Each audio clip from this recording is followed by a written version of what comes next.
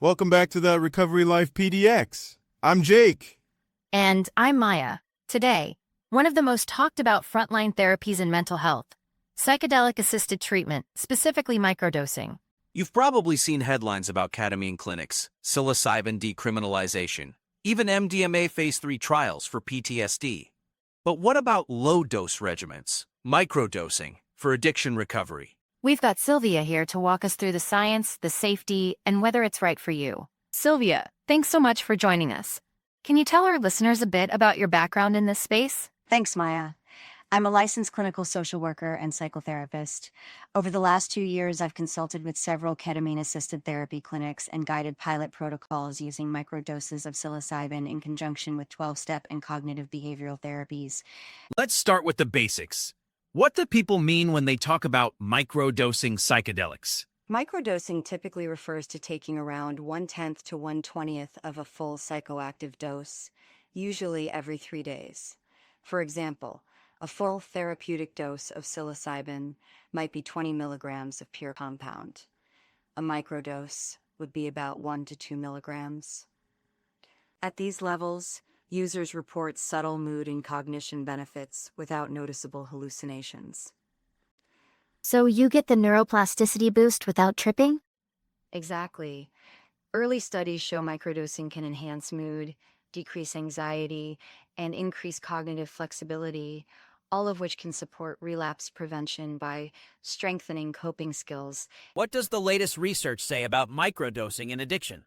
A handful of small-scale clinical trials have looked at ketamine microdosing for alcohol use disorder. One randomized study published in JAMA Psychiatry 2024 found that patients who received low-dose ketamine infusions weekly had a 30% higher abstinence rate at 3 months compared to controls. Psilocybin microdosing trials are still in phase 2, but observational cohorts show significant reductions in cravings and depressive symptoms over 8 weeks. An MDMA microdosing, though less studied, is showing promise for reducing avoidance behaviors linked to PTSD, which often co-occurs with substance use disorders. Sounds promising, but there are safety and legal angles. Walk us through those. Absolutely. Medical supervision. Always work with a licensed provider. Dosing errors can trigger anxiety or physiological stress. Screening. People with a personal or family history of psychosis or bipolar disorder are typically excluded. Legality.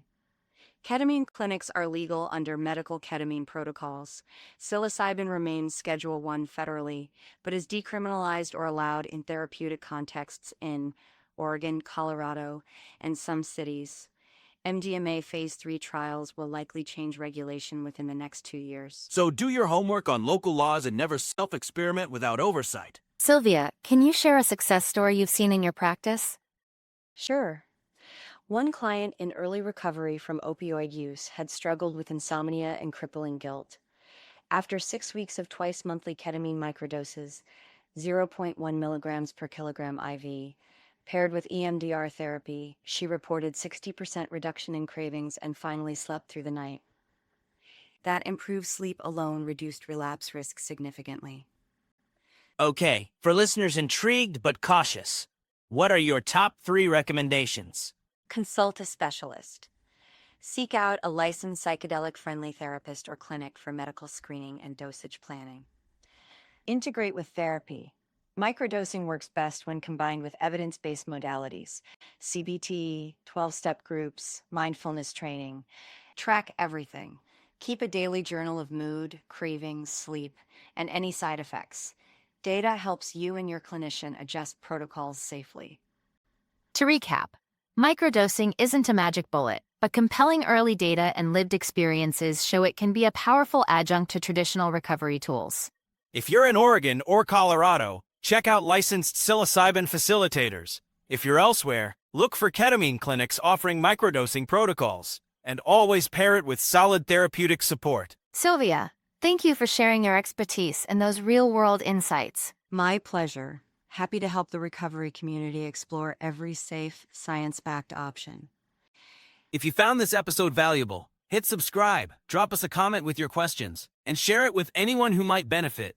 And remember, recovery is a journey, Keep exploring, keep connecting, and we'll see you next time on That Recovery Life PDX.